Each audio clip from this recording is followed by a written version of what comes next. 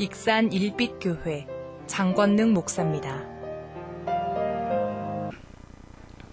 자, 오늘 설교 제목은 우리 2절을 같이 읽은 것처럼 성령을 받았느냐. 옆에 분들하고 다시 한번 인사하겠습니다. 성령을 받으셨습니까? 시작. 줘야 받지요.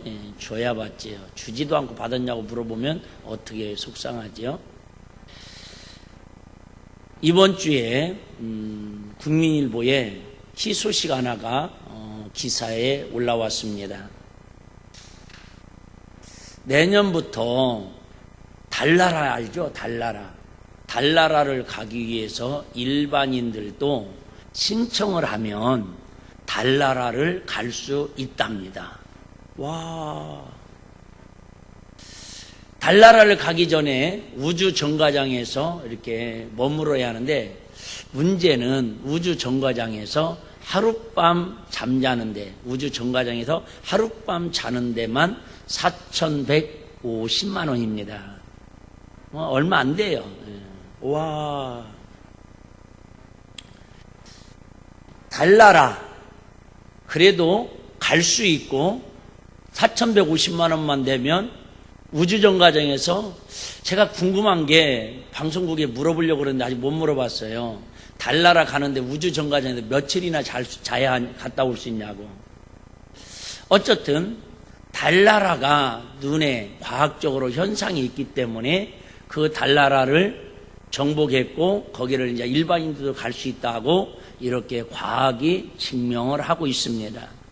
그런데 오늘 눈치채셔서 알겠지만 성령 강림절로 지키는데, 우리가 예수를 믿으면 교회를 다니고 신앙생활하면 가장 손바닥과 손등처럼 분리할 수 없는 삼위일체라는 단어가 있습니다. 삼위일체라는 말은 하나님, 예수님, 성령님이 삼위일체, 삼위가 있는데 하나시라는 거예요.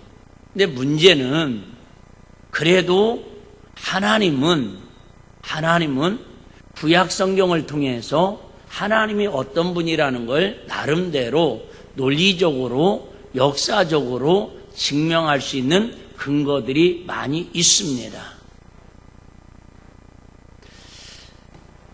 그런데 예수님은 이 땅에 오셔서 우리들에게 구세주가 되도록 복음을 전하셨는데, 그분의 행적은 과학적으로 논리적으로 하나님보다도 더 정확하게 성경을 통해서 역사를 통해서 그분이 이 땅에 오셨다가 가셨다고 역사적으로 누구 하나 부인할 사람이 없습니다. 근데 문제는 우리가 신앙생활하면서 가장 밀접하고 이제 다시 오실 예수님이 재림하실 때에 내가 들림받느냐 들림받지 못하느냐, 천국을 가느냐 못 가느냐, 아주 중요한 키가 있는데 그 키가 바로 성령님에 관련된 키입니다. 근데 이 성령님은 눈에 보이지가 않습니다. 논리적으로, 과학적으로, 역사적으로 증명할 수 있는 근거가 있지만 일반적으로는 없습니다.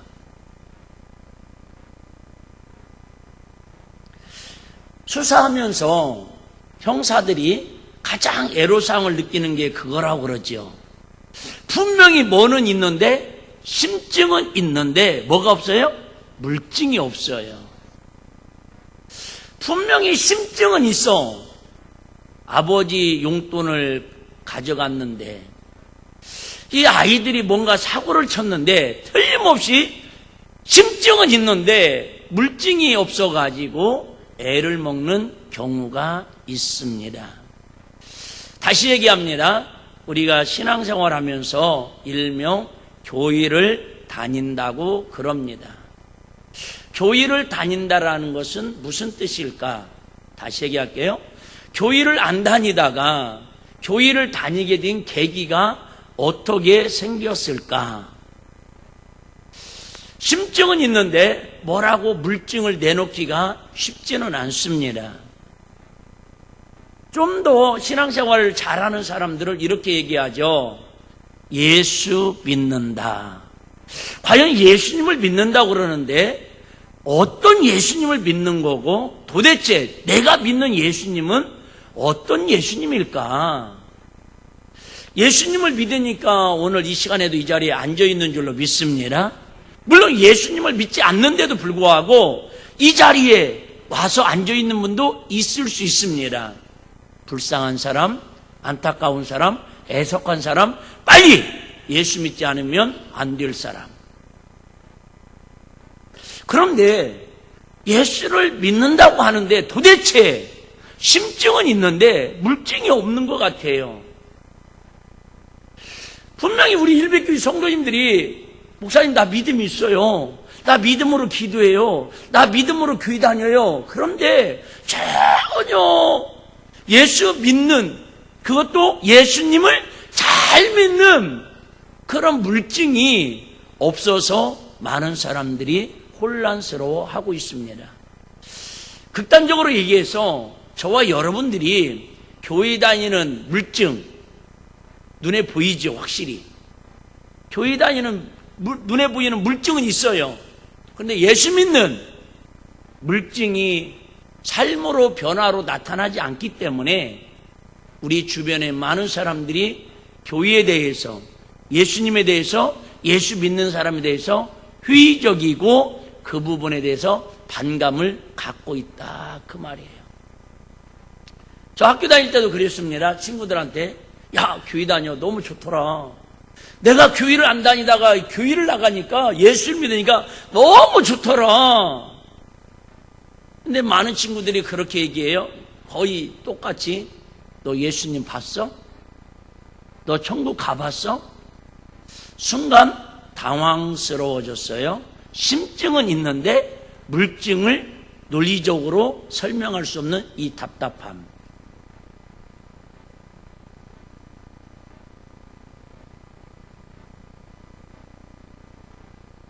한 번 더 나가서 과연 예수 믿으면 교회를 다니고 예수 믿으면 죄사함 받아 하나님의 자녀가 됐다고 하는, 누가 뭐라고 해도 구원받은 확신을 가진 사람은 남한테 물증을 보여주고 논리적으로 설명을 할 수는 없지만 내가 갖고 있는 구원의 확신은 갖고 있는 사람이 많이 있습니다. 물론 이 구원의 확신도 없는 사람은 정말 심각한 사람이고요. 근데 문제는 예수를 믿고 구원받았는데 오늘 본문에 보니까 너희가 믿을 때에 무엇을 받았느냐? 성령을 받았느냐? 그랬더니 더 놀라운 사실은 에베소 교회에 있었던 12명의 큰 엘리트들이 뭐라고 얘기하냐면, 교회 다녔어요. 지금 성경을 읽고 기도 생활하고 예배를 열심히 드렸습니다. 나름대로 믿음 생활 잘하는 성도 중에 성도입니다. 근데 이들이 도저히 이해 안 되는 고백을 하고 있습니다. 나는 요한의 물세례도 내가 배워서 물세례도 받았습니다. 세례 아시죠?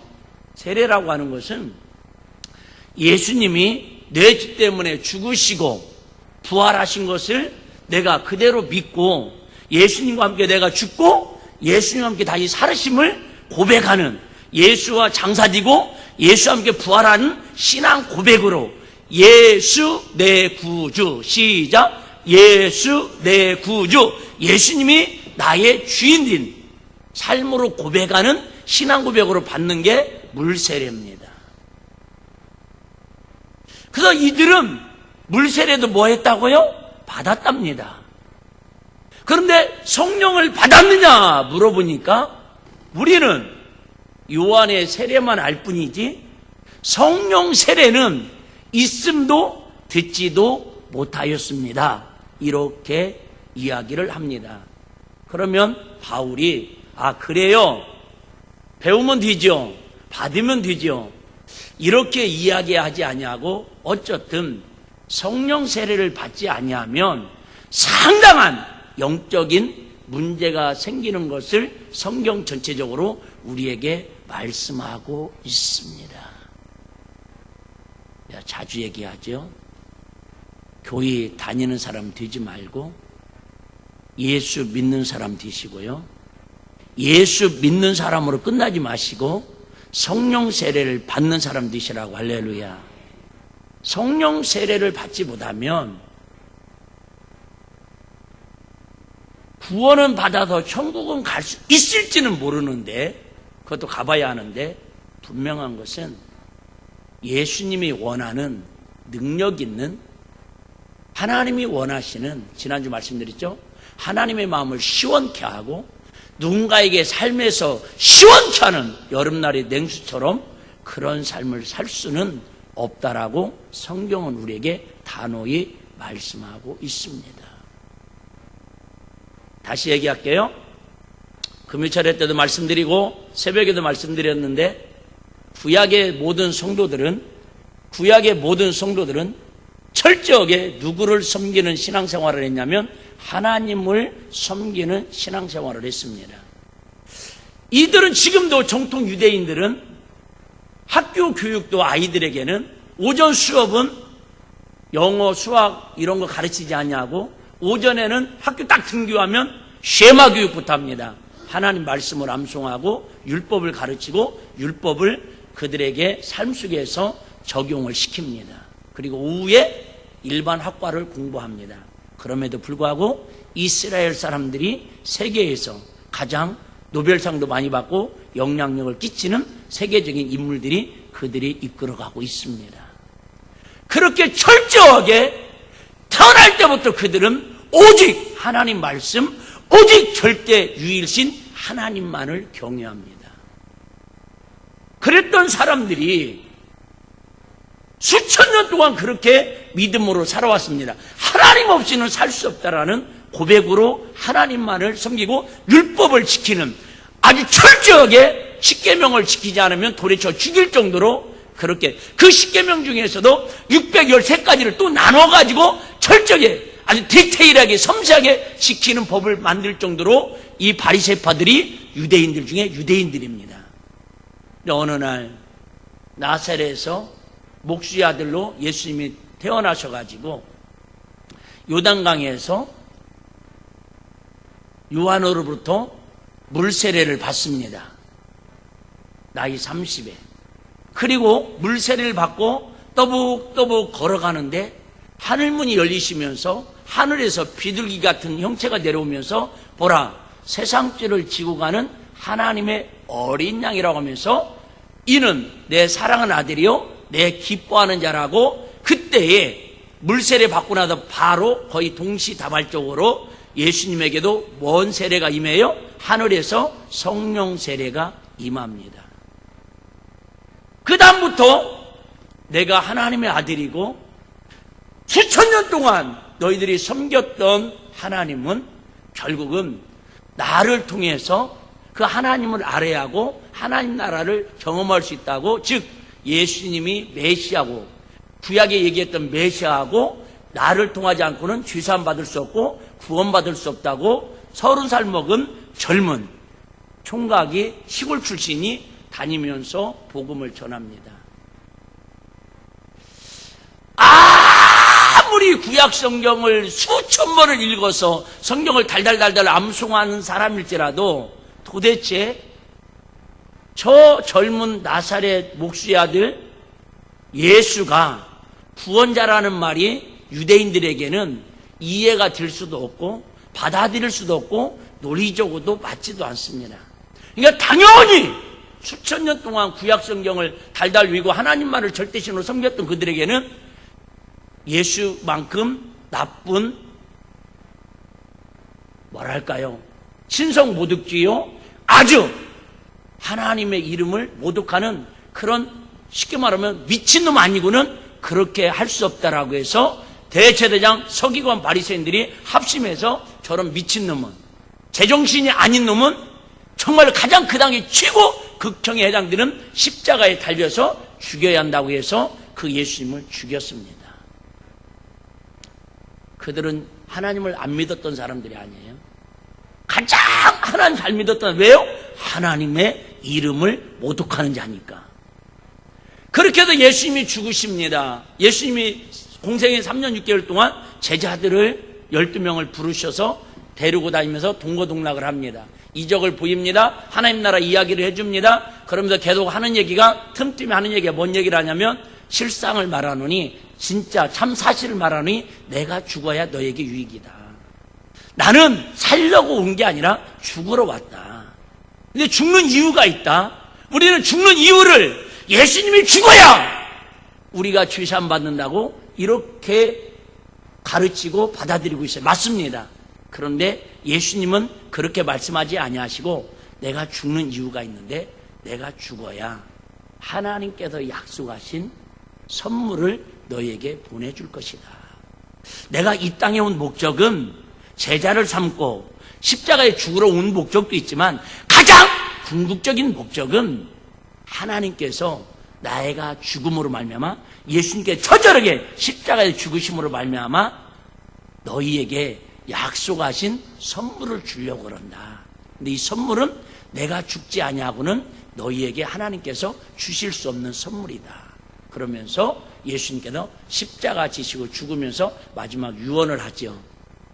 몇 날이 못 뛰어 너희에게 하나님께서 선물을 줄 테니까 다락방에 모여가지고 전심으로 사모하면서 뭐 해라? 기도해라. 기도해라. 기도해라. 기도해라. 처음에 500명이 모였어요. 간절히 기도합니다. 아니 도대체 얼마나 귀한 선물이길래, 얼마나 하나님 우리에게 뭐 돈다발을 주시려고 노트북과 당첨번호 6자리를 알려주려고 그러시는가? 간절히 기도하는데도 심증은 있는데 물증이 손에 안 잡힙니다. 그래서 돈 벌러 가고 집으로 가고 공부하러 가고 직장에 가고 다 이 핑계 저 핑계 대고 집으로 하루 지나 이틀 지나 일주일 지나니까 다 떠나갑니다. 9일째까지 지났더니 380명이 떠나가고 120명이 각각 남아 있습니다. 120명이 끝까지 남아 있는데 갑자기 사도행전 2장에 보니까 불의 혀처럼 마가다락방에 막 뜨거운 이 꽃꽂이밭 불의 형상처럼 막 하여튼 심증은 있는데 물증은 없어요. 어떻게 설명할 수가 없어요. 근데 누구는 알아요? 경험한 사람은 알아요. 이 성령님이 분명히 그곳에 불같이 임했는데 막 사람들이 성령을 체험한 사람들은 물증도 있어요. 물증도 있긴 있는데 뭐로 나타나냐면 말의 혀의 변화로 나타납니다. 막 방언을 말하고 예언을 말하고 어쩌나 하나님의 마음이 그들의 마음을 만지시고 다스려가기 시작합니다. 그럼에도 불구하고 뭐 이게 물증이라고 딱 표로 내놓기가 뭐예요? 어쨌든 그들이 열흘 동안 전심으로 기도해서 성령을 받고 납니다. 아시는 것처럼 예수님과 3년 6개월 동안 따라다녔던 제자들은 예수님의 능력의 현장도 있었습니다. 귀인도 쫓았습니다. 병도 고쳤습니다. 능력도 행했습니다. 그런데 그 예수님의 12제자들은 예수님께서 십자가 지시고 어려운 일을 당할 때에 두려움과 비겁한 겁쟁이들이 되어갖고 예수님을 모른다고 부인도 하고 멀리 도망갑니다. 그들이 만약에 예수님을 믿지 않았다면 본토 친척 아비 집을 버리고 예수님을 어떻게 따라다닐 수 있었겠어요? 분명히 예수 믿었습니다. 우리 식으로 말하면 뭐예요? 분명히 예수 믿고 교회 열심히 잘 다녔다 그 말입니다. 그런데 뭐 하니까? 어려운 일이 오니까. 유대인들이 수천 년 동안 하나님을 섬기다가 예수님이 오니까 예수님을 배척하고 저런 하나님의 이름을 모독하는 자라고 잡아 죽이듯이 성령님이 그들에게 임하니까 이제는 그들이 복음 앞에 예수님 앞에 두렵고 겁쟁이했던 그들이 자발적으로 자기의 목숨을 초계처럼 버리면서 복음 전하는 일에 순교의 현장으로 담대히 전하다가 사라져가는 내용입니다. 이게 기독교에서 가장 어려운 삼위일체에 대한 설교 중에서 성령님에 대한 설교입니다. 하나님에 대해서는 그래도 어느 정도 이야기할 수 있습니다. 예수님은 어느 정도가 아니라 정확하게 예수님에 대해서는 행적이나 모든 걸 통해서 이야기할 수 있습니다. 그런데 가장 신앙생활에 중요한, 가장 교회생활, 신앙생활, 믿음생활에 가장 안고 같은 중요한 그런 핵심이 뭐냐면 성령님의 역사입니다. 근데 이게 눈에 보이질 않습니다. 이게 귀로 들려지지가 않습니다. 겉으로 봤을 때는 저 사람이 성령세를 받은 사람인지 성령세를 안 받은 사람인지 전혀 알 수가 없습니다. 그러니까 바깥에서는 교회 다니는 사람들은 전부 똑같은 사람이라고 평가하고 삶을 가지고 예수 믿는 것들이 저런다고, 목사가 돼갖고 저런다고 비난의 손가락질을 당하는 게 이 시대의 한국교회와 전 세계 교회들의 모습입니다. 좀 더 어려운 얘기를 해야 하는데 시간이 거기까지는 갈 수 있을지는 모르겠는데, 중요한 것은 이 시대에도 하나님을 섬기는 사람이 있고 예수님을 믿는 사람까지는 있는데, 성령 세례를 받아서 성령 충만함으로 성령님이 인도하심을 따라 능력 있는, 권능 있는 성령의 삶을 사는 사람은 교회 안에, 한국 교회 안에 찾아보기가, 눈 씻고 찾기가 힘들 정도로 그렇게 귀한 시대가 이 시대다, 그 말이에요. 오늘 이 자리에 앉아있는 분들이 에베소 교회처럼, 고린도 교회처럼, 마가다락교에 모였던 120분들처럼 다 성령 충만함을 받기를 저는 애절하게, 간절하게 사모합니다. 그럼에도 불구하고 목사가 믿음이 없어서 이 자리에 앉아있다고 해서 다 성령 충만함을 경험한 사람은 아니라는 거예요. 저의 간절한 소원은, 간절한 소망은 이 자리에 앉아있는, 오늘 처음 교회를 왔던, 나이가 어리든 많든 남녀노소 빈부귀천을 막론하고 성령 세례를 받고 성령 충만함으로 주님이 원하시는 마지막 때에 정말로 물증은 없지만 내가 성령의 사람이라고, 내가 성령 충만함을 받은, 성령 세례 받은 사람이라고 하나님 앞에, 만인들 앞에 고백하며 당당히 마귀 앞에 선포하며 살아갈 수 있는 성령의 사람들 다 되시기를 주의 이름으로 축복합니다. 자, 시간이 모자랄 것 같아서 결론 먼저 말씀드리면, 이런 얘기 할 수 있는 분들이 있어요. 꼭 삐딱선을 타는 분들이 계시니까. 목사님, 그럼 목사님은 성령 세례 받으셨어요? 목사님, 내가 보니까 우리 교회 누구도 성령 세례 받았다고 막 방언하고 예언하고 막 귀 쫓고 병 고치고 막 능력 행하고 그런데도 부르니까 삶은 엉터리 방터리던데요, 뭘. 굳이 그런 성령 받으면 못합니까? 이렇게 반문하고 의문을 가질 분들도 있을 수 있습니다.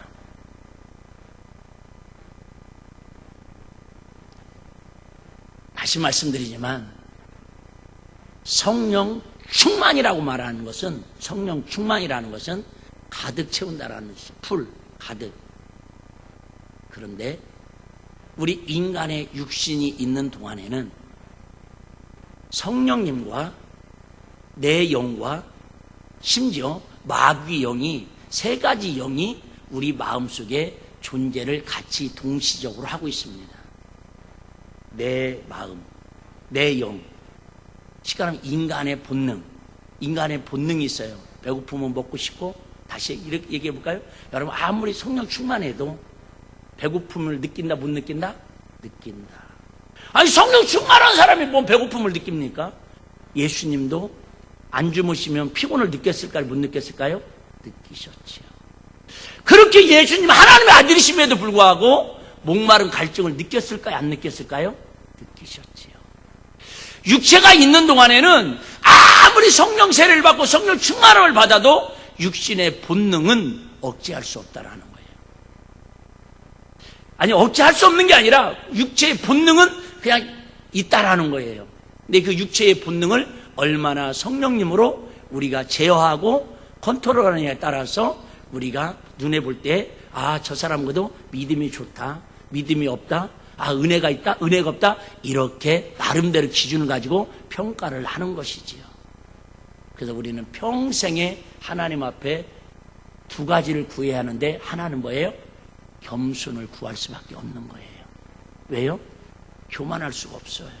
육신이 있는 동안에는 마지막 숨쉬기 직전까지도 마귀는 우리의 성령님의 마음을 다 뺏어버리고 증발시키고 마귀의 영을 집어넣어가지고 결국 예수님을 부인하고 성령 역사를 부인하고 지옥으로 끌고 가려는 게 마귀의 역사니까요. 다시 좀 어려운 얘기입니다. 그래서 우리는 항상 내 본능이 있어요. 본능. 내 영이 있어요. 내 영. 두 번째는 뭔 영이 있다고요? 하나님의 영이신 성령님이 있어요.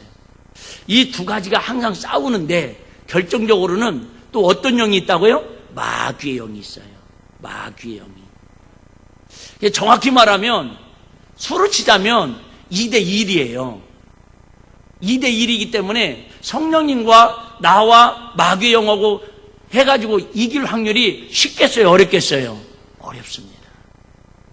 보통 정신 차리고 보통 겸손하고 보통 하나님의 은혜를 구하지 않고는 절대 성령님의 인도를 받을 수 없다, 그 얘기입니다.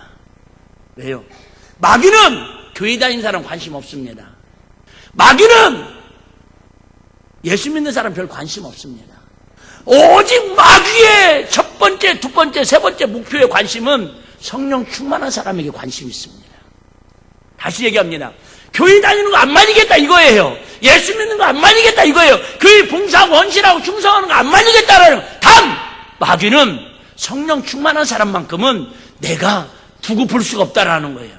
어떻게 성령 충만하려고 그러면 본능을 통해서, 사람을 통해서, 가까운 사람을 통해서 무너뜨리고 넘어뜨리고 좌절시키고 절망시키는 게 마귀의 고도의 전략이다, 그 말이에요.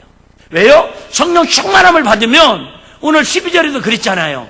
이 바울이 성령 충만함을 받으니까 희한한 능력을 나타나는데, 심지어 사람들이 바울이 보면서 뭐를, 손수건이나 앞치마를 가져다가 병든 사람은 그 병이 뭐야? 떠나고 악기가 나가는 거예요. 한마디로 말하면 그 시대에 누구만 시험 들게 만들며, 바울 하나만 시험 들게 만들면 에베소에 있는 12명은 성령 체험을 할 수 있을까요? 없을까요? 없는 거예요. 여러분 잘 들으세요.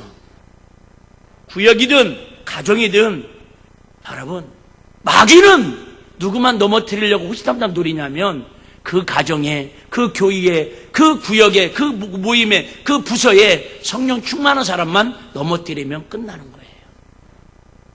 그래서 여러분들이 목사가 이뻐서 날마다 담임 목사님을 위해서 기도해 주라는 게 아니라, 목사가 쓰러지면 여러분은 같이 쓰러지는 척이라도 할 수밖에 없는 거예요.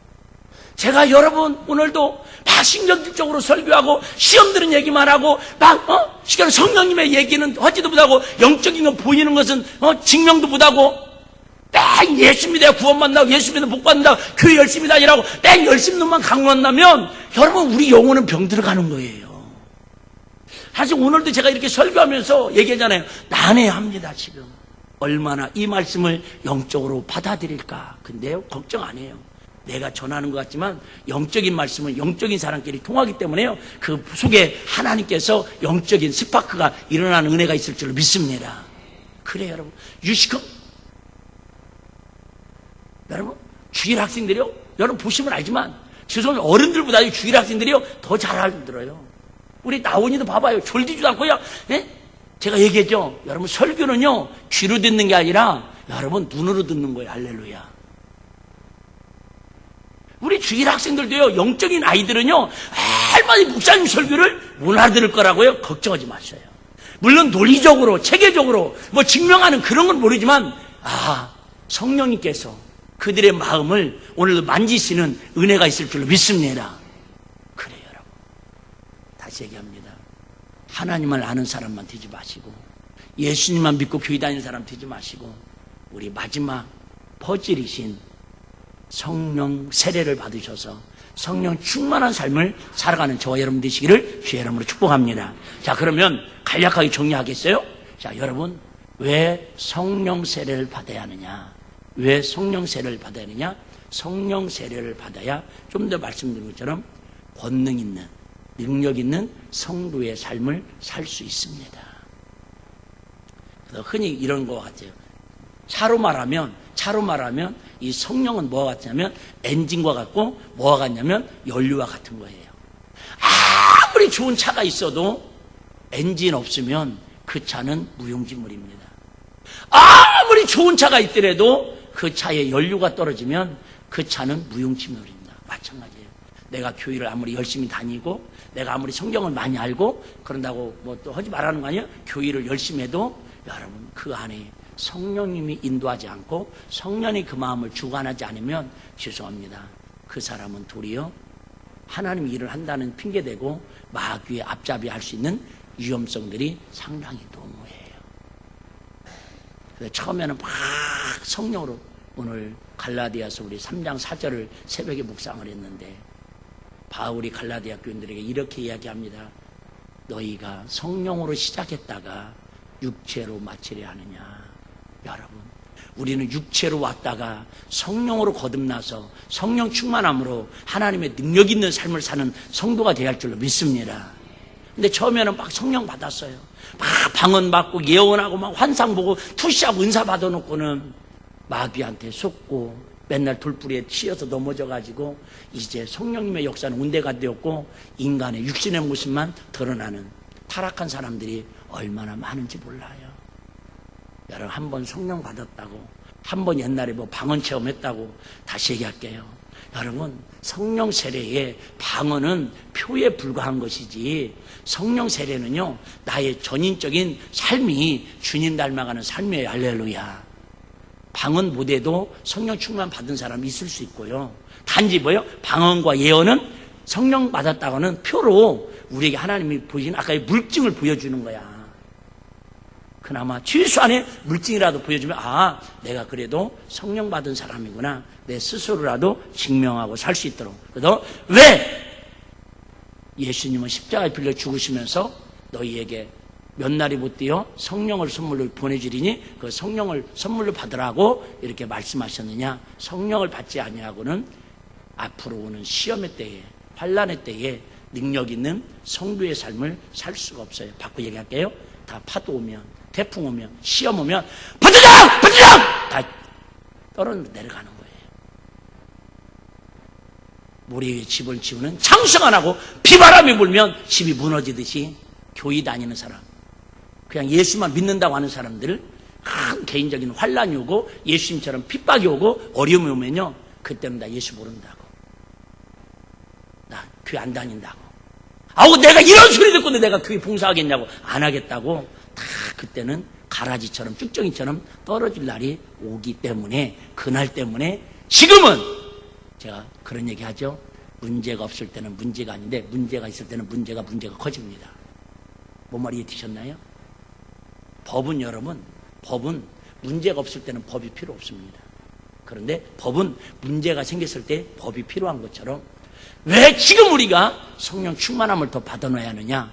분명히 개인적인 신앙이든 가정이든 시대적으로든 민족적으로든 신앙의 위기와 환난 때가 옵니다.